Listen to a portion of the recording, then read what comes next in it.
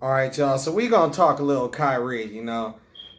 I've been hearing a lot of Kyrie Irving talks. Oh, he saved LeBron when they won the championship and this and the third. The year that they won, the man averaged 19 points a game. So safe to say, LeBron James and the supporting cast of the Cavs got them to the finals, got them in line, so Kyrie Irving could hit a three-point shot. Moving on. The 3 seasons the man played without LeBron James, he was averaging 20 points a game, 18 points a game, 22 points a game, 5 assists, 6 assists. He was an average point guard. LeBron James comes around, and now he's a superstar point guard. Now let's move away from Kyrie Irving for a little bit. Let's go to Ray Allen. How many finals did Ray Allen play in up until he joined the Miami Heat? 1, right? Because if I'm not mistaken, last time the man seen a championship up until the run he had with the Celtics was in college, beating Allen Iverson. In the pros, he was losing to Allen Iverson. Eastern Conference. He was not accomplishing anything up until the joining of the Big Three. 2 joinings of the Big Three, might I add, because he also joined the Miami Heat afterwards. He posted a video of him hitting the corner shot. What did he do that whole game? If I'm not mistaken, Mike Miller hit like 3 or 4 threes that game. He was on fire. If I'm not mistaken, Mike Miller was also on fire game 7. LeBron was on fire game 7. We cannot continue to discredit what a man does because he has teammates who happen to do their job for 1 game, for 2 games, for 3 games. I don't care if they did it for 20 games. It's 82 games plus the playoffs. Let that sink in. If Tom Brady comes out and throw 2 touchdowns per game throughout the motherfucking NFL season of 18 games, when they get to the playoffs, if he cannot throw that same 2 touchdowns a game with Belichick's defense of the New England Patriots, I'm not talking about in the future with the Tampa Bay Buccaneers. I'm talking about with the Patriots. If he can't score those 2 touchdowns, then it's solely reliant on the defense of the Patriots. If all those players can't do their job on the Cavs, the Rodney Hoods, the Kevin Loves, the Tristan Thompsons, the JRs, if they cannot do their job for 3 quarters and only can show up at the end of 1 quarter, whose job is it to keep them in the game? Y'all don't want to answer that in. Y'all don't want to answer that, though. Give the man his credit. Give credit where credit is due. People, they just throw Andrew Bynum, they just throw him in the garbage. They wouldn't beating Orlando without Bynum. They wouldn't beating the Celtics without Bynum. Just throw him to the trash, though. Come on, my nigga. We cannot continue to be like that. That is bogus. And I don't like it. I don't like it not one bit. You know?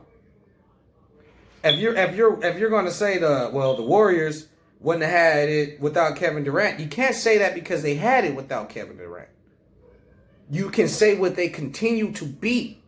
LeBron James without a man who's averaging 32 and 8 throughout the playoffs. No, you're not beating him.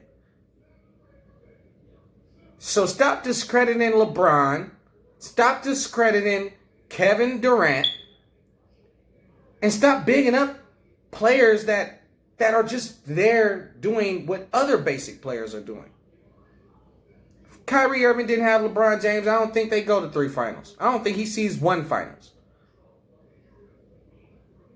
Why is that? Because Chris Paul's a way better player than Kyrie Irving. I would way much rather have Chris Paul on my team than Kyrie Irving. Chris Paul ain't seen no motherfucking finals.